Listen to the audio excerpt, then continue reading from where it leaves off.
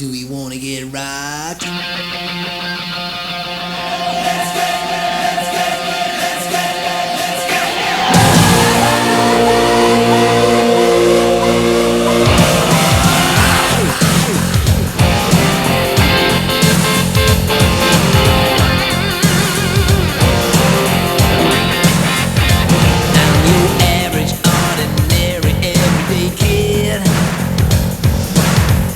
To do nothing.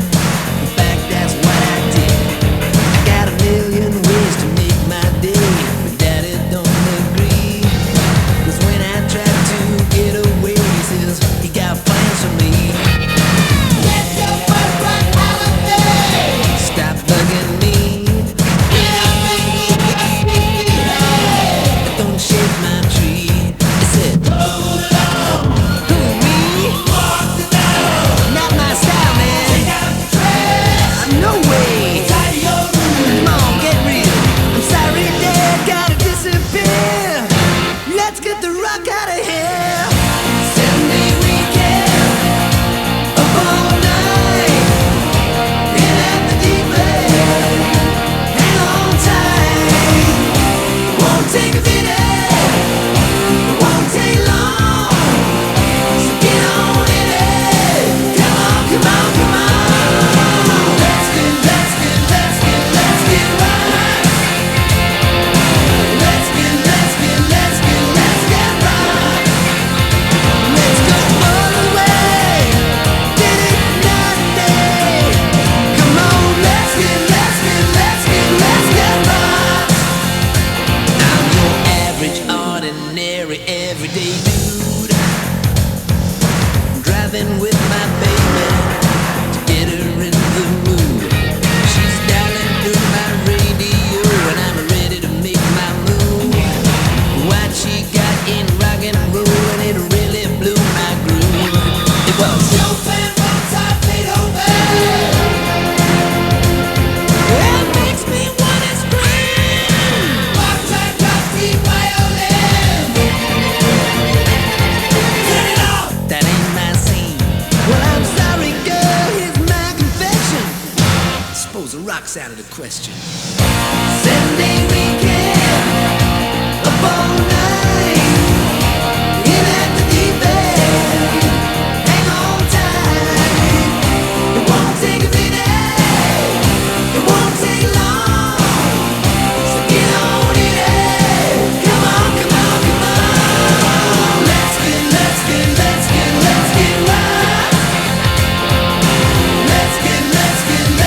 Let's get right. Let's go all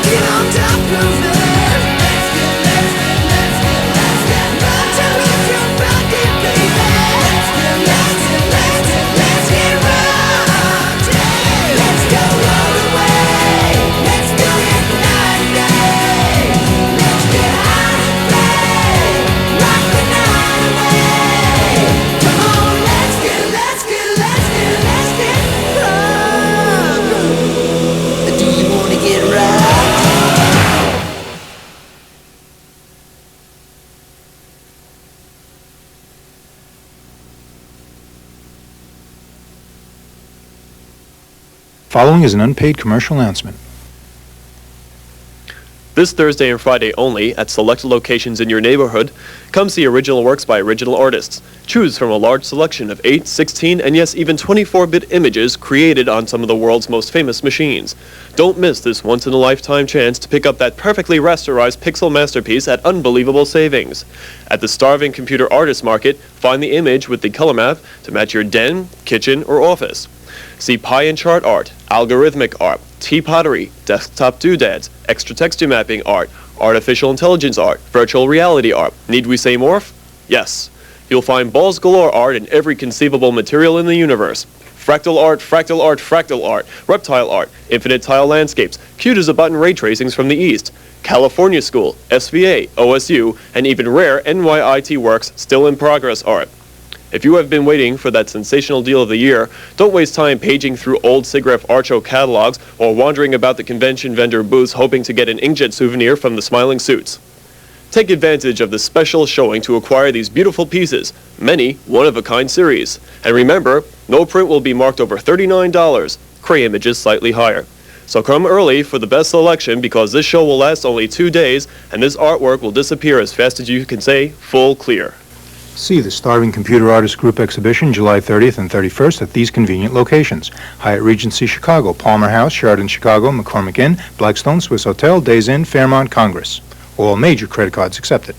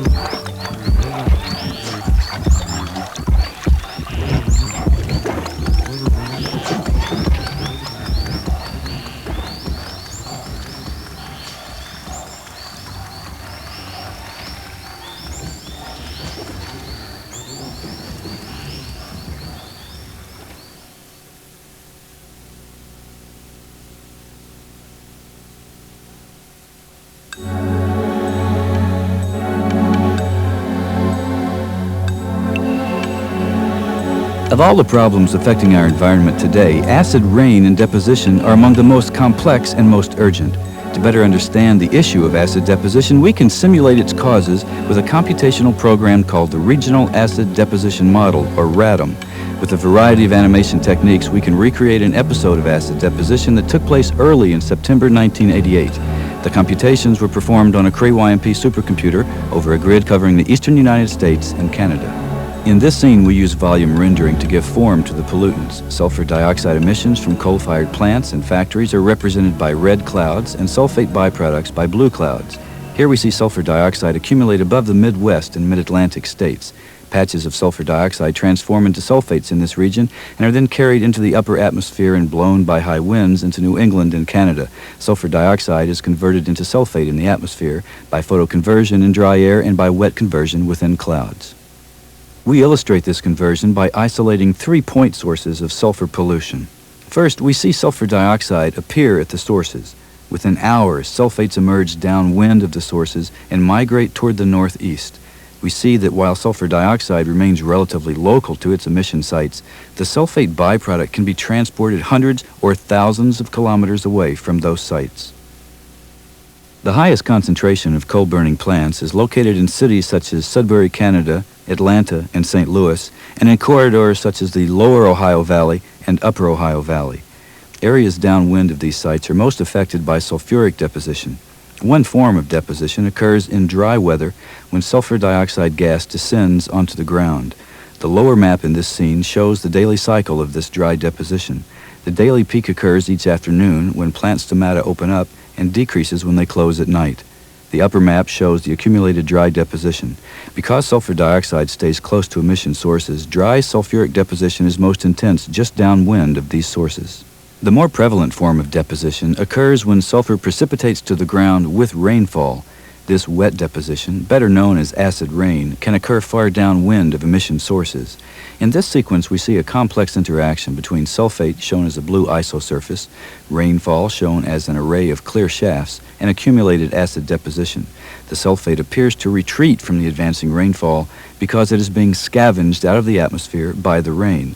Consequently, patches of wet deposition form on the ground underneath as the sulfate is converted in raindrops to sulfuric acid. The deposition is worst in regions where rainfall advances into high concentrations of sulfate that happen to be in the area at that time.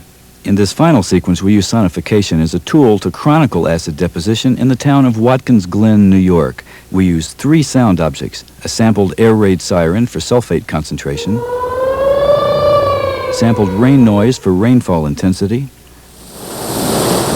and a sampled human voice for wet acid deposition. When we drive these sounds with the simulation, we can see and hear the processes that led to the acid deposition in Watkins Glen.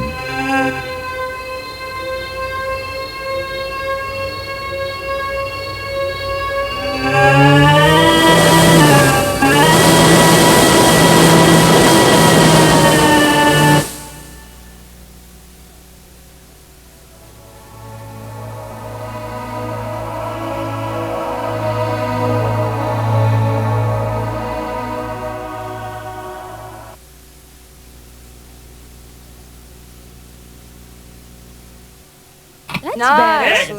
How about a chair? It's a big Nice and soft. So where's the sofa? You know, it's the latest. Isn't it a bit hard? I can't sleep on that. Yeah, get it. I really like it. What about accessories? We need a coffee table. We'll need an end table. Walls. We need some windows. Nice We curtains. must have a centerpiece. And a pool table. No, No. it's too much. Maybe in another room. I don't like the lava lamp either. Hey, and what about the view?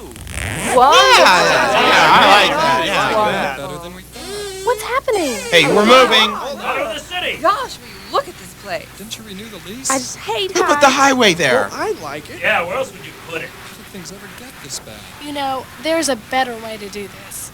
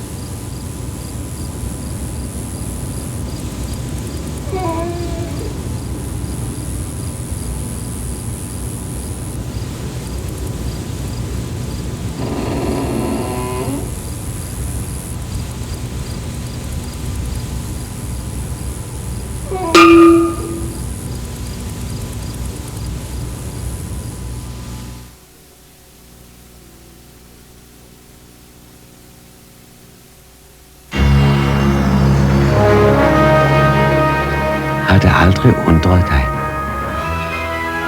hvordan verdens 7 vidundere blev skabt?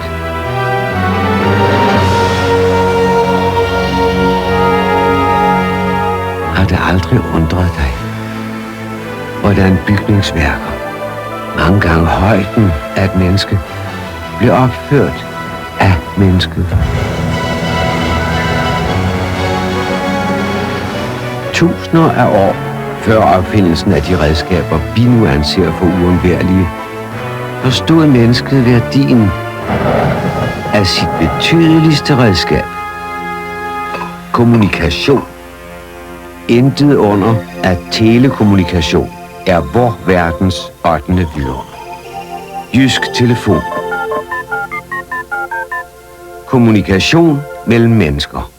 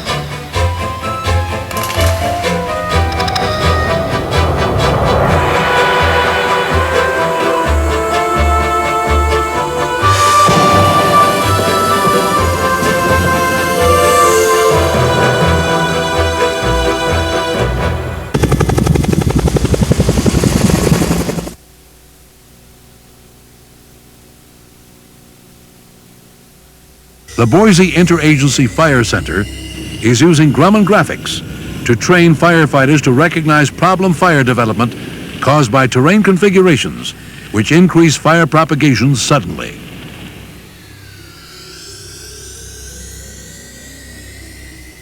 Fire spreads rapidly up a slope by preheating the fuel above.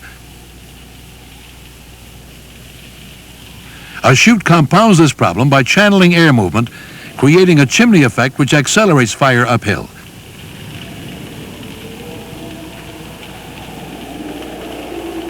Unsuspecting firefighters have been trapped by fires which propagate slowly at the base of a chute and then flare up unexpectedly.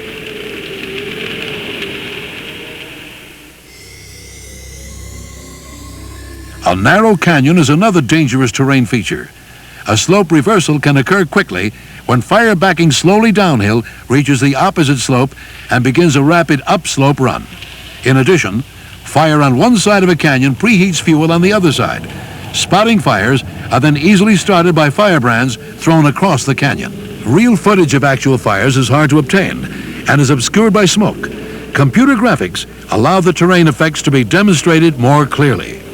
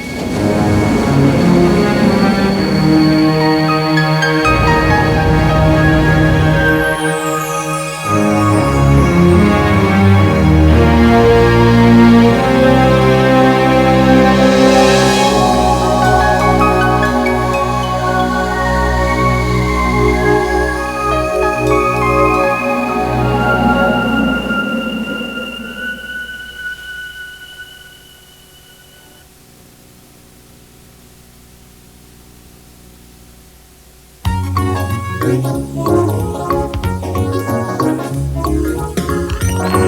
leakage!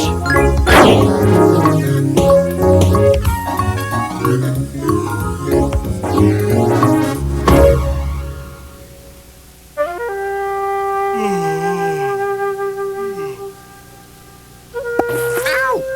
There! Watch out! Watch where you're raining.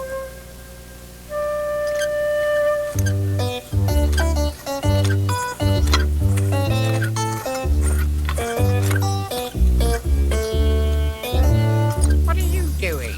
Do you mind?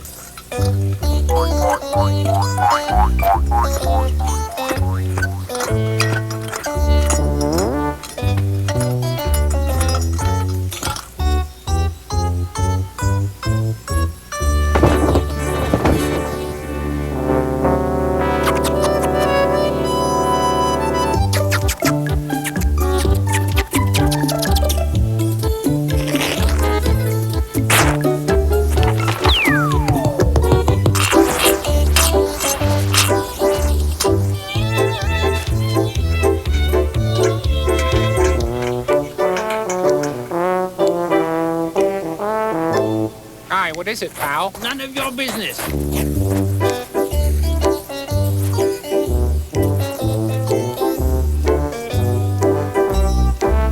Hands off.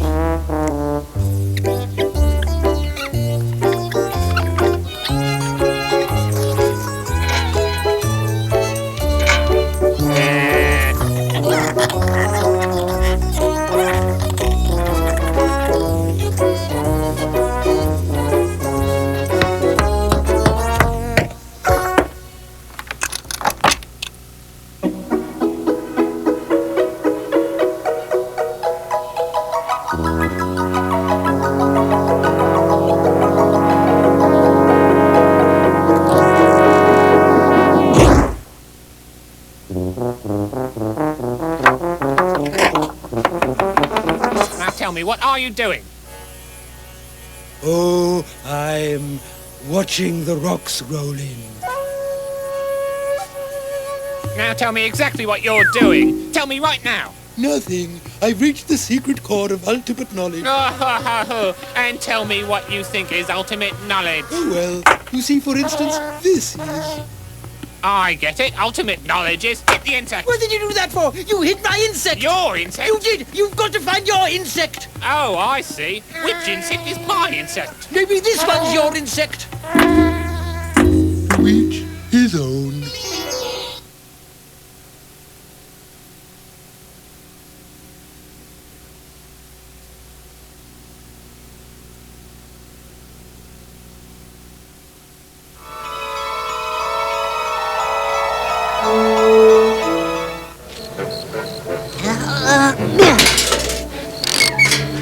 I am leader of this Martian mission, Ramtu the Great. Your Highness, may I introduce Cleet, Scooter, and Bing? Oh, great. You in that dumb costume. They think you're Queen of Earth. I'm Jeannie. This is just a costume my mother made for me. We have come to locate Kubi. Who's Kubi? On the planet Mars, we have run out of a treat known as Kubi and have come to replenish our supply. I don't think we have anything on Earth called Kubi. There it goes again. There we go! Kubi?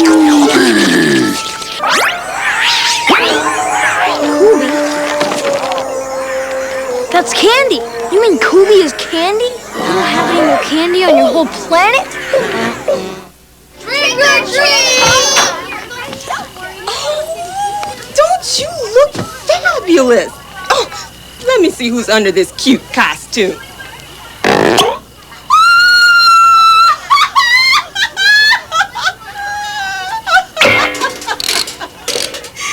You can think of the darndest Halloween tricks. Thank you!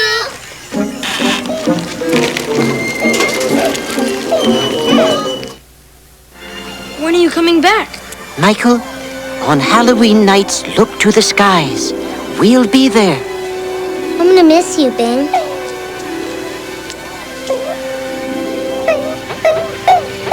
Kids, where are you? It's Dad! Quick, out the back door! Go on!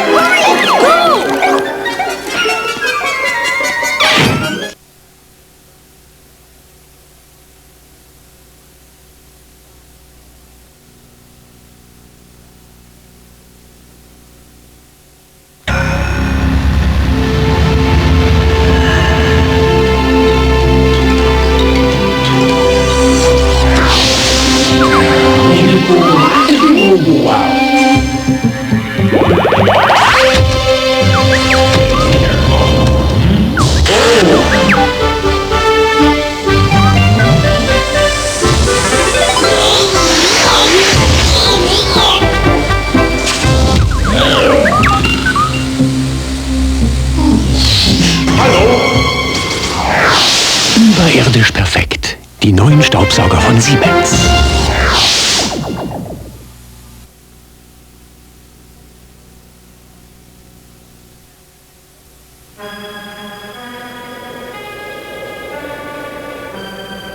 They said it was deserted.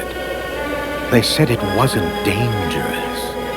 On a lonely mission to the most hostile outpost in the sector, Space Boy matches wits with an alien menace in a battle against time. Get set for the next exciting episode. Space Boy in Sky High Scramble, coming soon from Blue Sky Productions.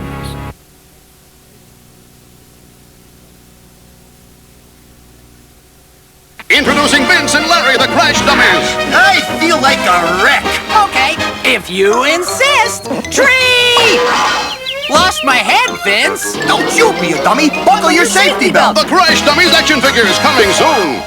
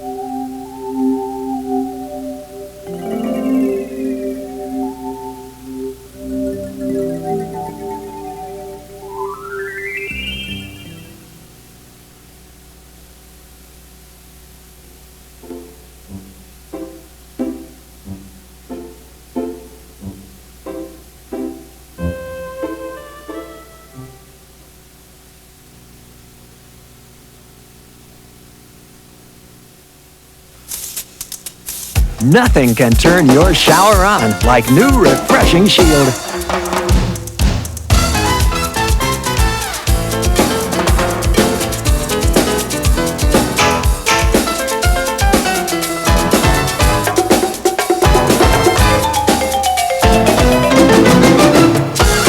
Because nothing has the high-energy excitement of new refreshing Shield.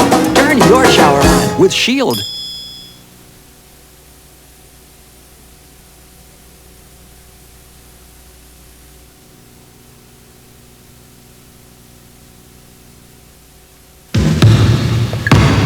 Bad news. Neek's got new shoes. He's got custom fit and support on top. Flip a switch, he's got it below, too. It's the new Reebok double pump. Now get back up there.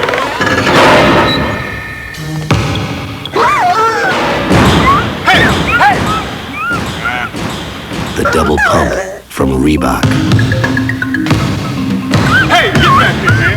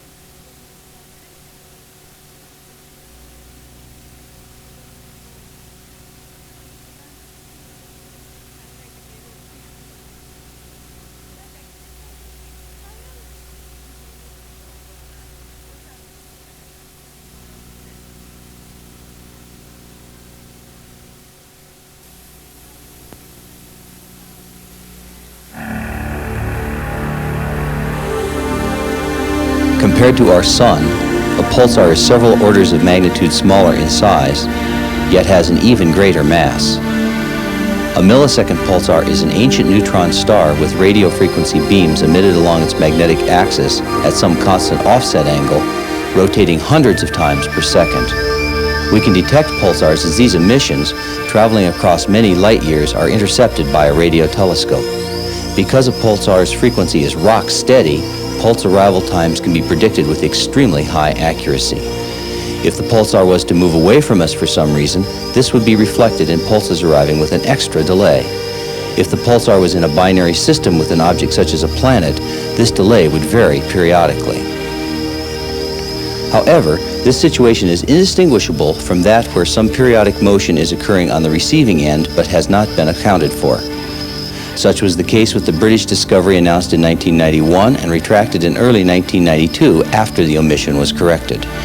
Concurrent with the British retraction, Alex Volshin from Cornell's Arecibo Observatory and his colleague announced the discovery of a pulsar with a more complex variation in pulse arrival times. Independent periodicities were extracted based on an orbital dynamics model. Applying Kepler's law to the amplitude, period, phase, and assumed pulsar mass, the orbital radius and mass of an individual planet is derived. Here, the first planet is shown with corresponding pulsar reflex motion. Similarly, the second planet is derived. Summing the reflex components from each planet results in a more complex pulsar motion. The third and outermost planet completes the system. Projecting the pulsar's path onto the line of sight and moving through time, we reconstruct the reflex motion of the pulsar.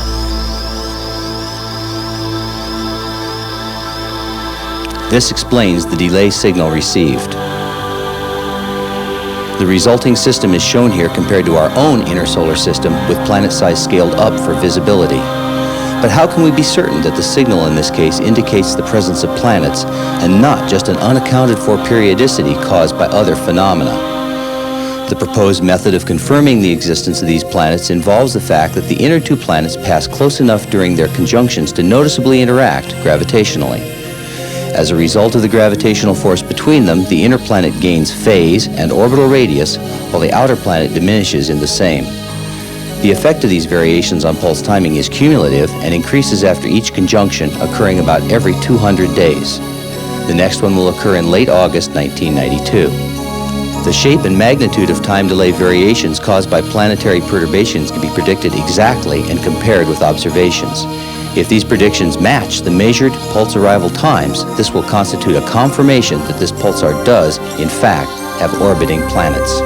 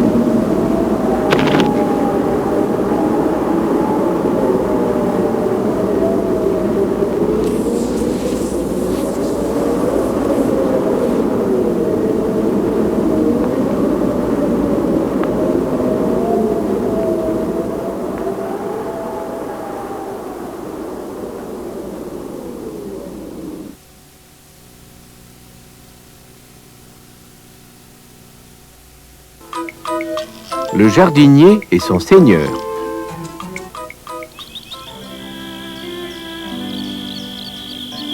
Un jardinier, heureux et sot, ne vivait que pour son jardin. Ses laitues, ses choux, ses poireaux, qu'il arrosait soir et matin.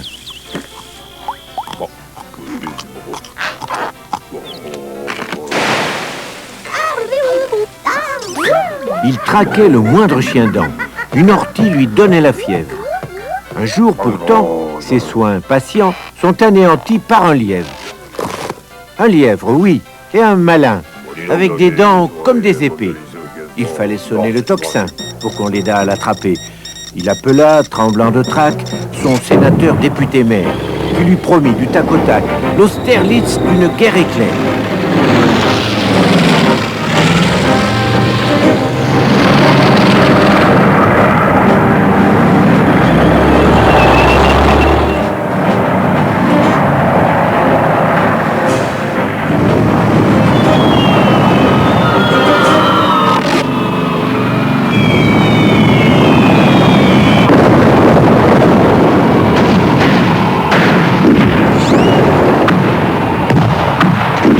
Il envoya des artilleurs, des avions, des bombes incendiaires.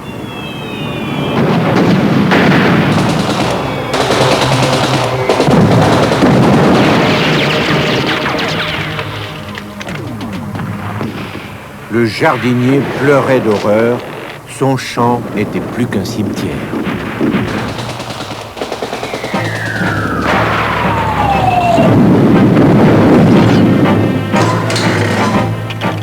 Quand le lièvre fut prisonnier, le jardin était dévasté.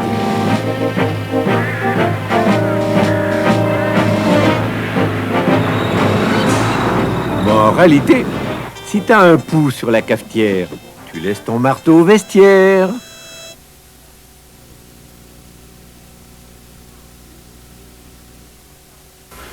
We're going to look at the results of a numerical experiment with an unusual idea for generating energy. The experiment uses a weather model to see if a giant chimney over the ocean can create perpetual rain. The white object is a balloon 7 kilometers high in the shape of a squat chimney. It floats in the air above a patch of ocean. This is a vertical temperature profile of the air. It shows stable temperature layers. The experiment starts with a fire at the bottom of the chimney. Heat is rising through the chimney.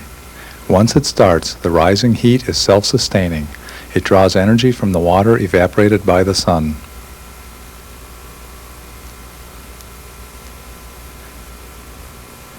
The yellow 3D cursor can help us look at airflow. We slide the cursor down into the throat of the chimney, and the streamers through the cursor trace the rising air.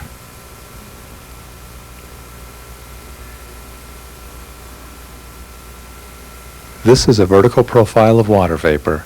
The rising air is pulling water vapor up through the chimney.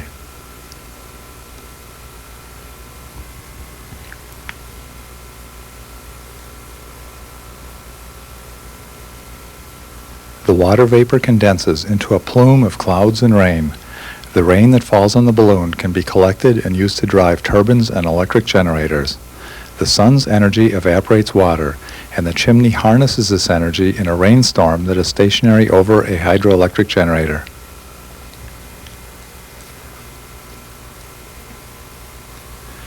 This video is an unedited recording of a live workstation session. Interactive graphics and supercomputer simulation are combined to perform a numerical experiment.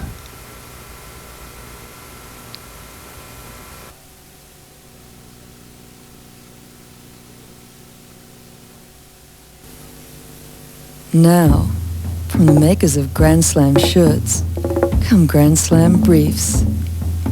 They're modern, sleek, more stylish than your average briefs. Grand Slam briefs come in a huge range of colors and styles, too. How can you tell if they're Grand Slam?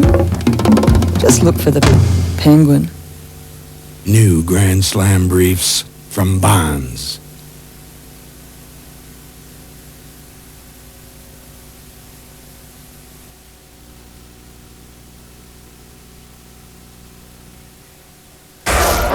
Initiate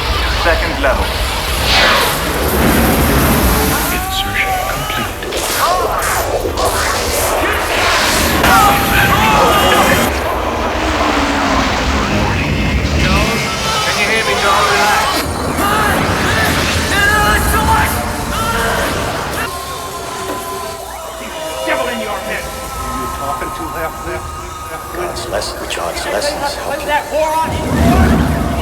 Devil in your head. What are you doing here?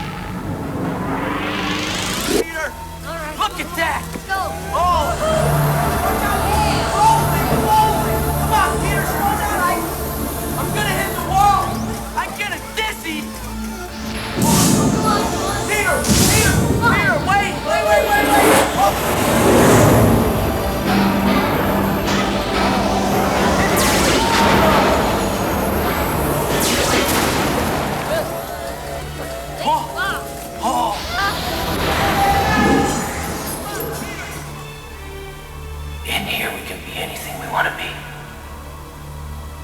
I'll see you on the inside. Wow, it's my hands. Look at this. Oh my God. Joe, where are you? I'm right here, Marty. Come over here. You're beautiful.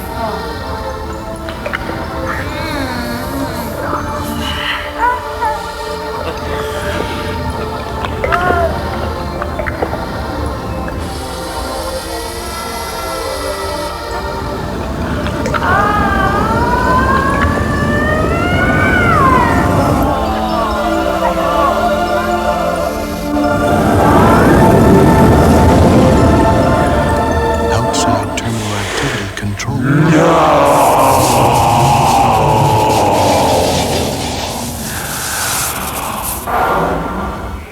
You did this! I am God here. Go. Save him.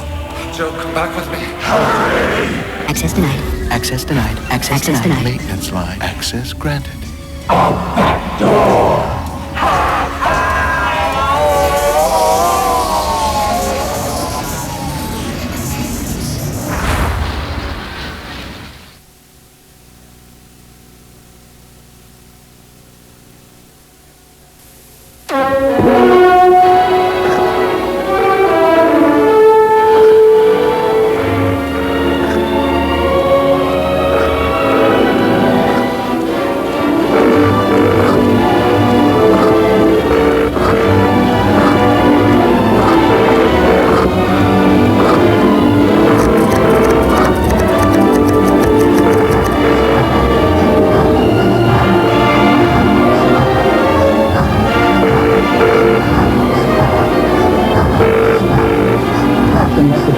Trustworthy devices.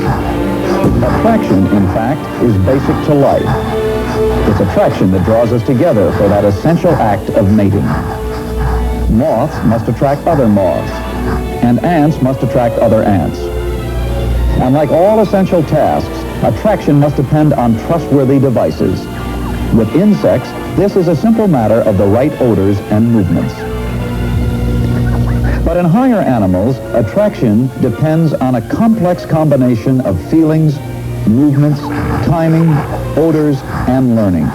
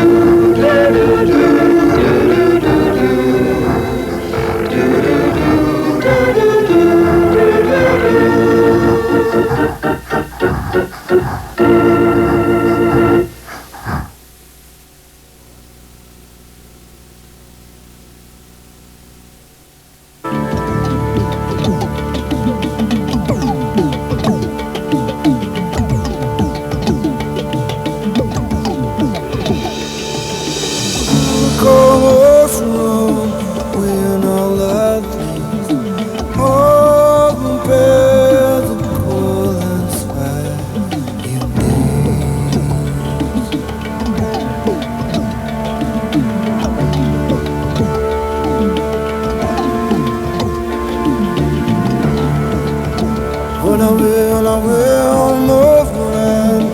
Oh, Lord, the cold and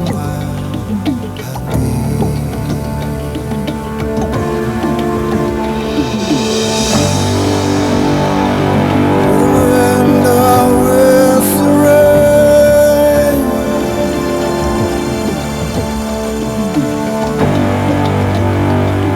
The cold and bitter.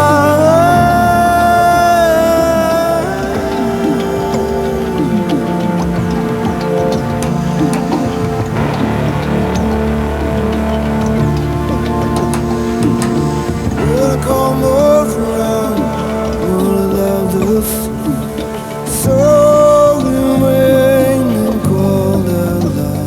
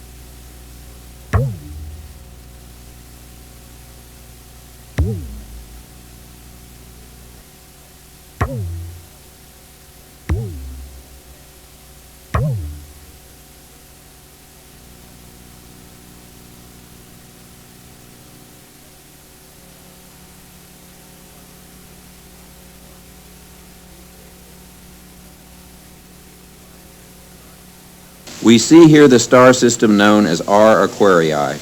This system is comprised of a hot star orbiting a mass-losing giant star. An accretion disk is formed around the hot star as it captures the mass being lost by the giant. The accretion disk beams material away from the system in the form of a symmetrical jet.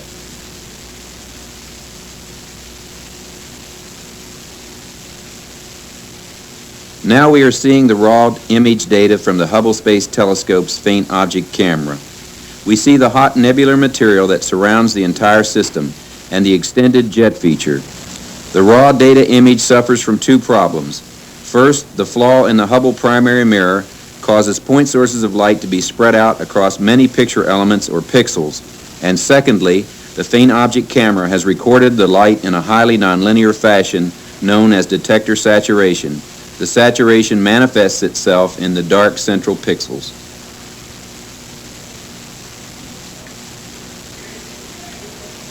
We will now view the raw data image as a colorized three-dimensional plot.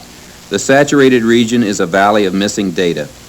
We must restore these data with a mathematical technique well-founded in physics. The method we have chosen is known as maximum entropy. It is an iterative technique which has been animated to show its progress. Note that the image features sharpen as the restoration proceeds. Using the surrounding unsaturated but highly blurred data, the method is able to reconstruct the emission peaks that occupy the saturated region. This region contains the main emission from the gas surrounding the hot star, the accretion disk, and the cool star. This is the most intense emission peak shown here on the left. To the right are smaller emission peaks coming from the more extended jet.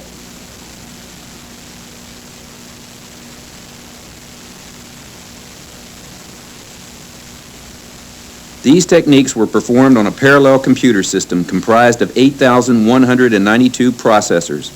Massively parallel computations are just in their infancy, and these results show the power of this new technology for correcting imagery from spacecraft.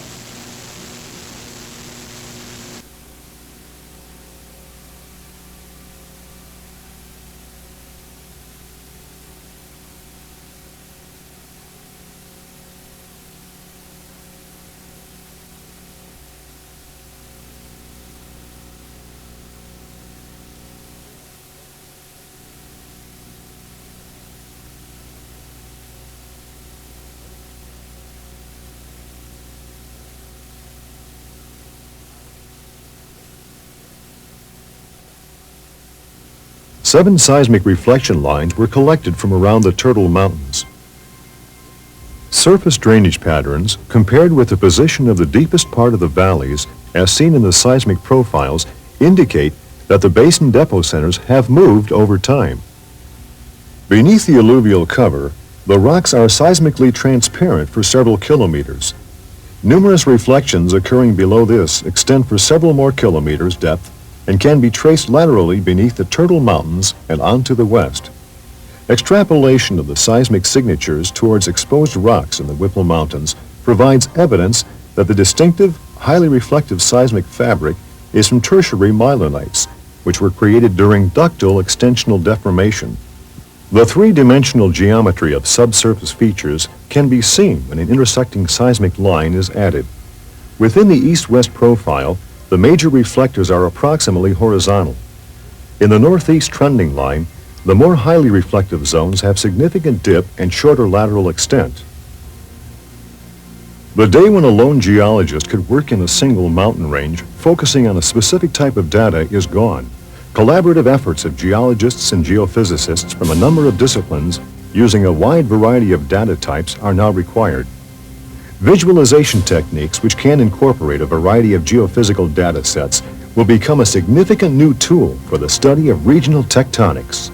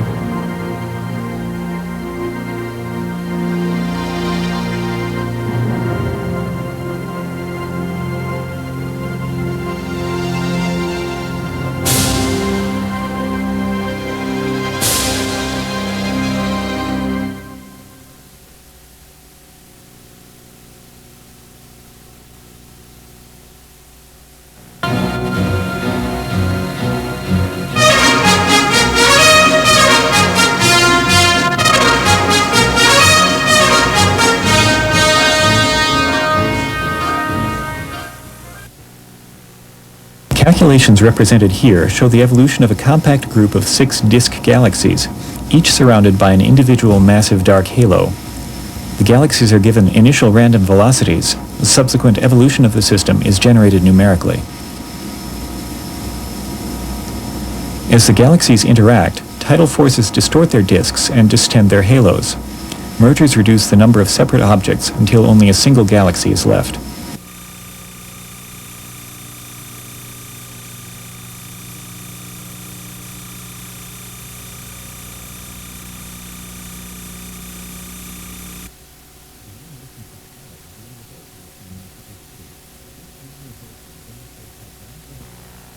The animations which follow deal with air pollution in Mexico City.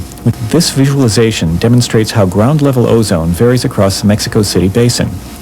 Hourly measurements of ozone concentrations in 12 locations were made by the Mexican government. The vertical matchsticks denote the rise and fall of pollutant concentrations at the measured locations. The colored plane extrapolates how pollution varies across the whole city. A matchstick pokes through the plane when the local pollution concentration exceeds 0.1 parts per million.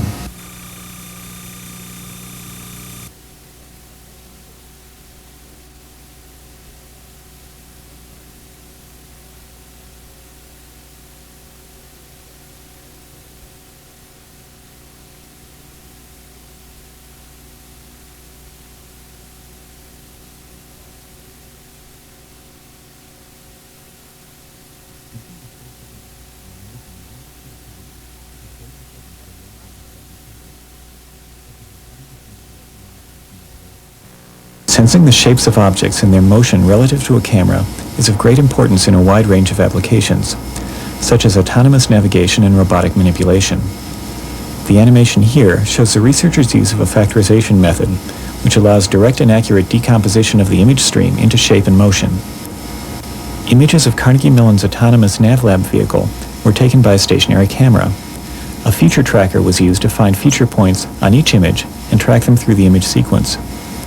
The factorization method was then used to calculate the shape and motion of the vehicle.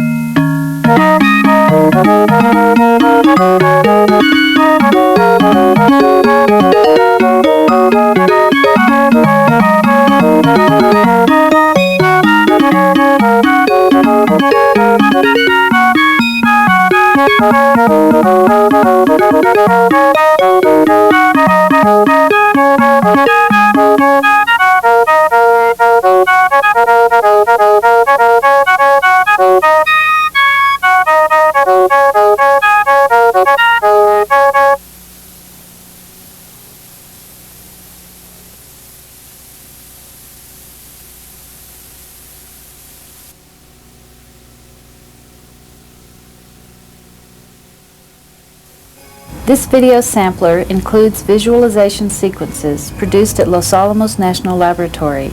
The animations were generated on Craze, Silicon Graphics workstations, or connection machines.